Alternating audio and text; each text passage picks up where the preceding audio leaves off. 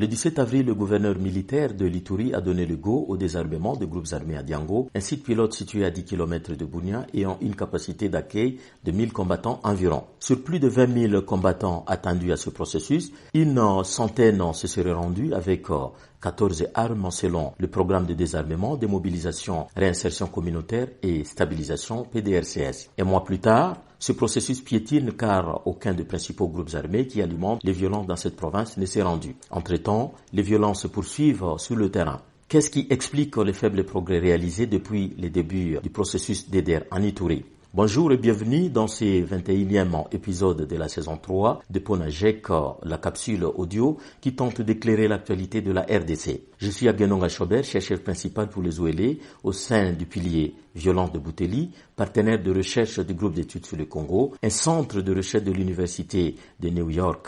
Nous sommes le vendredi 2 juin 2023. Depuis le démarrage du processus de désarmement en Ituri, les principaux groupes armés concernés ont joué aux abonnés absents.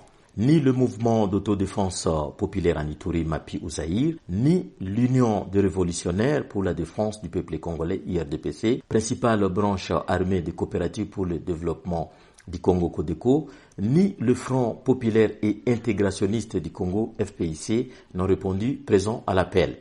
À part quelques commandants, avec leurs hommes, à l'instar de Songambele Malali et Olivier Ngabungawi, respectivement dissidents du FPIC et de l'IRDPC qui se sont rendus, mais sans avoir une influence sur les groupes armés actifs. Olivier Ngabungawi a en réalité perdu son bastion après sa réduction au FARDC en 2020. Et l'année de même pour Songambele Malali qui n'était plus actif depuis plusieurs mois. L'identité d'autres combattants rendus à partir de Mambasa n'est pas connue.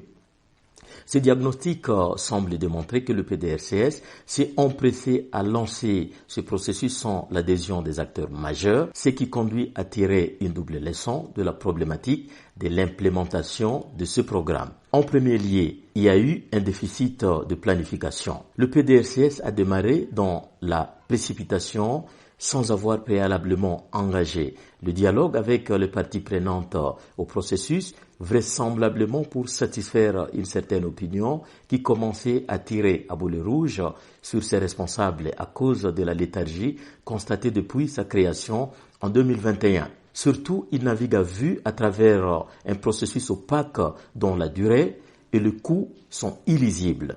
Et les combattants ne savent pas ce qu'ils deviendront après ce processus. À cela s'ajoute une bureaucratie pléthorique constituée d'un personnel nommé au lieu d'être recruté sur base d'expériences antérieures en matière du DDR. De plus, ce programme souffre de la déficience de moyens pour lancer un processus aussi complexe que le désarmement de dizaines de milliers de combattants opérant majoritairement avec les armes blanches. Du coup, il faudrait plusieurs sites à aménager et à équiper, mais aussi de la logistique pour assurer le déplacement des combattants vers leurs sites respectifs. En second lieu, la difficulté de l'implémentation de ce programme s'explique par le déphasage de l'approche. En amont, le travail de fond pour le DDR et l'appropriation du processus n'a pas été fait. En conséquence, les groupes armés rivaux tels que Zaïre et URDPC Codeco se sont mutuellement accusés de provocation pour justifier des attaques contre les membres de leurs communautés respectives. Pour rectifier le tir, un nouveau dialogue a été engagé dans le territoire d'Aru entre les groupes armés à l'initiative du gouvernement provincial de l'Ituri avec l'appui de la MONUSCO depuis le 26 mai. MAPI, URDPC, Armée de libération du Congo ALC, une autre branche de Codeco, FPIC, Force de résistance pacifique en Ituri, FRPI, y ont été représentés non pas par leurs commandants, mais par leurs délégués. Quelle sera la chance de réussite de ces énièmes dialogues après le fiasco de plusieurs autres tentés par le passé? Voilà une nouvelle inconnue. Par ailleurs, la démarche est non inclusive.